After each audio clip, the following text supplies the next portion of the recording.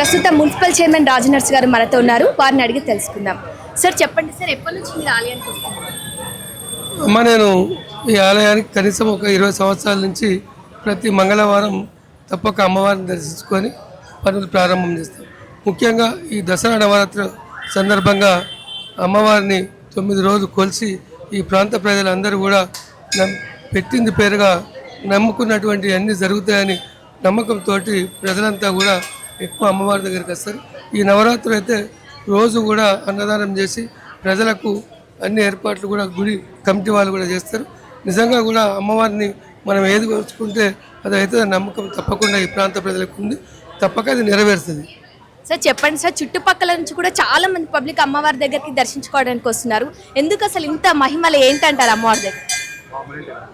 అమ్మ ఈ ఎల్లమ్మ తల్లి బామనింటి ఎల్లమ్మ ఒకటి ఈ ప్రాంత ప్రజలకు అందరికి కూడా చుట్టూన్నటువంటి జిల్లా ప్రజలు కావచ్చు, ఈ ప్రాంత ప్రజలు కావచ్చు, అంటే నమ్మకం అమ్మవారు అనేది నమ్మకం.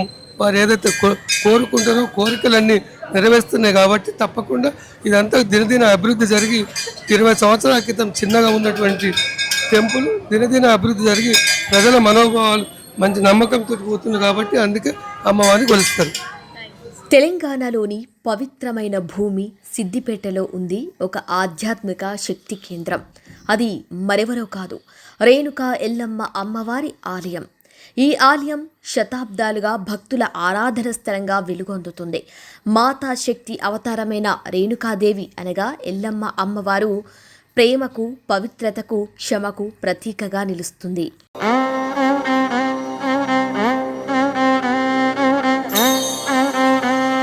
1976 సంవత్సరంలో ఐలావజ్జుల వెంకటరామయ్య గారి నేతృత్వంలో ఈ పవిత్రమైన రేణుకా ఎల్లమ్మ అమ్మవారి ఆలయాన్ని అతిశయమైన భక్తి వైభవంతో ప్రతిష్టాపన చేశారు. ఆయన అమ్మవారిపై ఉన్న అపారమైన భక్తితో ఈ ఆలయాన్ని శాశ్వతంగా నిలిపి భక్తులకు ఆధ్యాత్మిక కేంద్రంగా మార్చారు. అమ్మవారి వద్ద ఎప్పుడు జంతు బలులు, మందు, మాంసం లాంటి ఆచారాలు ఉండకూడదని గురువుగారి మాట ప్రకారం నిశ్చయించబడింది. అమ్మవారి వద్ద జరిగే ప్రతి పూజా కార్యక్రమం ఎంతో శాస్త్రోక్తంగా బ్రాహ్మణుల చేత ఆచార సాంప్రదాయంగా నిర్వహించాలి అనే పద్ధతిని ఆయన స్థాపించారు. ఇక అదే సాంప్రదాయం ఇప్పటికీ ఆలయంలో కొనసాగుతుంది.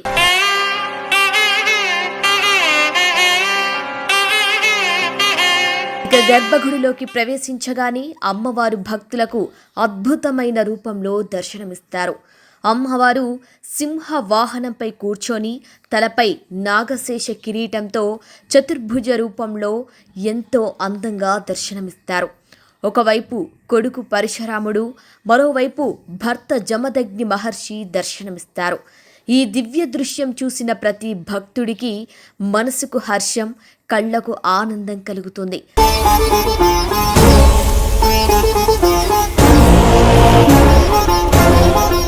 అమ్మవారి మంగళమూర్తి రూపం భక్తులను ఎంతగానో ఆకర్షిస్తుంది.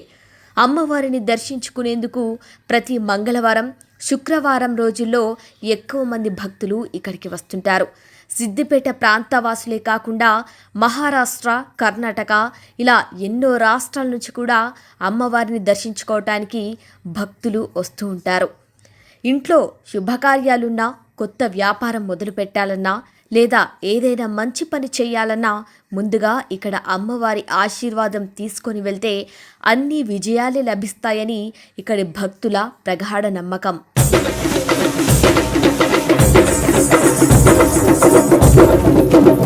ఇక ఇక్కడికి వచ్చే భక్తుల కోసం గీతా పారిశ్రామిక సంఘం ఆధ్వర్యంలో పూజల సందర్భంగా కానీ, అమ్మవారి దర్శన సందర్భంలో కానీ అన్నప్రసాద కార్యక్రమం నిర్వహించబడుతుంది.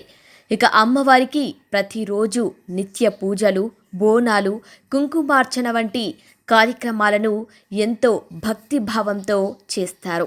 ఇక్కడ మరో ప్రత్యేకత ఏంటి అంటే ప్రతి సాయంత్రం కూడా అమ్మవారికి హారతివ్వటం.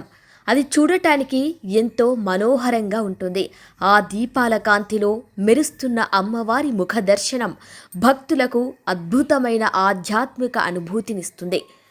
ఇలా సిద్దిపేట రేణుకా ఎల్లమ్మ తల్లి ఆలయం గురువు ఆశీస్సులతో భక్తుల విశ్వాసంతో ప్రతిరోజు భక్తి తరంగాల మధ్య వెలుగొందుతుంది.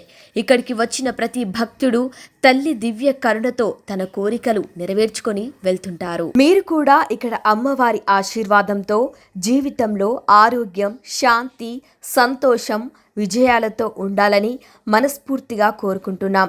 ఇలాంటి మరెన్నో ఆధ్యాత్మిక చరిత్ర కలిగిన పవిత్ర స్థలాల సందర్శన కోసం మా ఛానల్ని సబ్స్క్రైబ్ చేసుకోండి.